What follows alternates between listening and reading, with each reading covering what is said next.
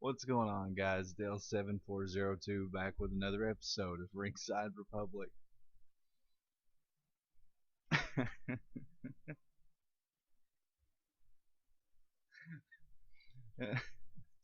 This is your Monday Night Raw review for October 16th, 2017 from Portland, Oregon.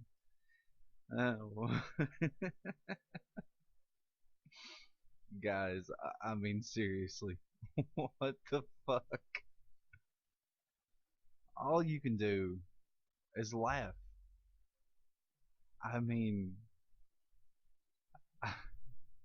you can come on here and scream and yell and cuss and bury people and cut promos and shoot and whatever the fuck you want, but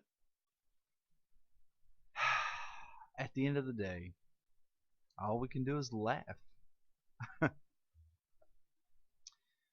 Kane, really, motherfucking Kane, Glenn Jacobs, 3 weeks away from becoming mayor of some horseshit town in Tennessee, and this motherfucker makes his comeback to WWE. Fucking hilarious. Kurt Angle kicked off the show tonight, guys. Um, the Shield, before he could say too much, the Shield came out. Old school Shield music, old school Shield entrance. They're all back to wearing their tactical gear. They come down, ask Kurt to leave the ring, and they challenge their opponents for the match this Sunday at TLC. They come out and Kurt stops it. He puts a stop to it. He announces, obviously, we're getting Roman Reigns and Braun Strowman in a steel cage. He announces, obviously, that Seth Rollins and Dean Ambrose, are going to face Sheamus and Cesaro in a tag team match for the tag team titles. He also says that everyone is banned from ringside during these matches. Elias is in the ring with the club, Gallows and Anderson, singing some song. Something fucking stupid. They do a Honky Tonk Man impression. Jason Jordan, Titus O'Neil, and Apollo Crews have a match against Elias and the club. Titus Worldwide wins the match. There's some cruiserweight match that nobody gives a fuck about. Miz and Sheamus and Cesaro come out for Miz TV with Braun Strowman. Miz wants another member for his team at the match at TLC. Kurt says if Strowman wins his match tonight, that you can have another member, making it a 5-on-3 match at TLC. But if Strowman loses, it goes back to the original 3-on-3. Now, my first thought was Strowman's going to win, and Samoa Joe's going to come back, and then we're going to get to see Samoa Joe. We'll talk about that later. Alicia Fox versus Sasha Banks. Sasha wins. Alicia Fox jumps Sasha backstage and goes ape shit. And there's a match made between Sasha, I can't talk tonight. Maybe it's because my lips are numb from all the laughter. But a match is made for the kickoff show at TLC against Sasha Banks and Alicia Fox. Enzo comes out and says that he got robbed of his Cruiserweight Championship. Kalisto comes out and then gets jumped by members of the Cruiserweight division that last week were all about hating on Enzo. Mustafa Ali comes out and tries to help, but ends up getting beat down for his troubles. We got Ambrose and Rollins versus Sheamus and Cesaro in the tag team title match. Ambrose and Rollins win, obviously. Finn Balor comes out and says he's got tricks of his own, and there's some shoddy camera work going on with Finn Balor switching back and forth between Finn and the Demon. Alexa and Emma are in a match against Mickey James and Bayley, in which Mickey and Bayley win. Curtis Axel's backstage talking about how he wants to fight Roman Reigns right now. Strowman says, "And go do it. Go find him." So they send Curtis Axel off to find Roman Reigns, only later to discover Miz goes backstage and finds Curtis Axel hanging upside down from a forklift. And he says to, I believe it was Renee Young, come out and says, "What are you going to do if Strowman wins? Your fifth man might not be able to continue." Miz says, "I think the world of Curtis, but he was never our fifth man." That's when I knew.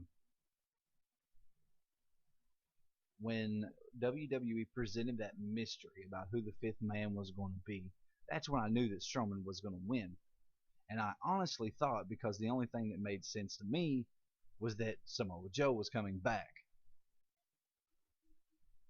That's what I thought. That's obviously what I thought. Nobody saw this shit with fucking Kane coming out of left field. No one saw that.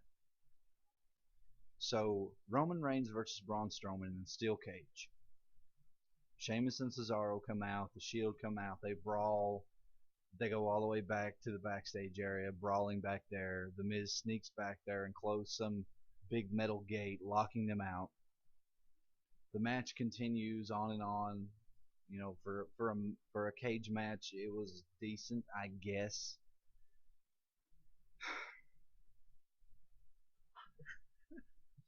But then all of a sudden, out of nowhere, the lights go red, the fire shoots, we hear the music, and it's motherfucking Kane. Coming up through the ring, Kane. Glenn fucking Jacobs, your future mayor of, I think it's Knox County, Tennessee, or something like that. There was a tweet I read earlier. It was fucking hilarious. It showed Glenn Jacobs in a car with his name on the side of it, saying, "What better way to capture votes? What better way to get votes than beating up Roman Reigns?" Which is a good fucking point, I guess. Strowman ends up winning with help from Kane, obviously, and Miz climbs the ladder and he announces, obviously, that Kane is the fifth man, making it The Miz, Sheamus, Cesaro, Braun Strowman, and Kane versus The Shield. A 3-on-5 match at TLC. Guys, who fucking cares? Who fucking cares about anything on this show? Who gives a fuck about anything that's going to happen at TLC? I'm going to watch it. I'm going to do my preview and prediction show. I'm going to do my review show, just like I always do. And I'm going to watch it. You know why? Because it's something to do. It's just something to do. Fucking Kane. Kane.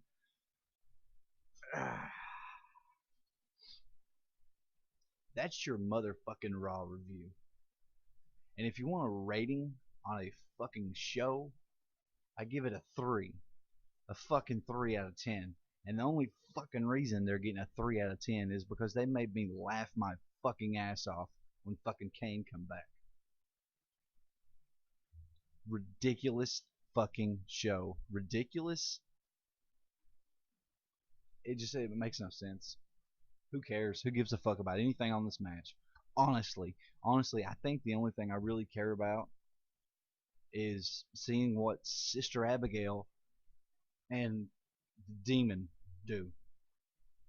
That's probably going to be the most entertaining thing of that whole fucking pay-per-view. So it is what it is, guys. There you go. There's your Raw review. I hope you liked the video. If you did, hit the like button, hit that subscribe button, follow me on Twitter at Dale74021, pledge on Patreon, patreon.com/Dale74021. We'll see you back tomorrow with your SmackDown Live review, which I'm sure will be full of more ridiculous booking and complete and utter bullshit from our friends at the WWE. Thanks for watching, guys. Have a good one. We'll see you tomorrow night.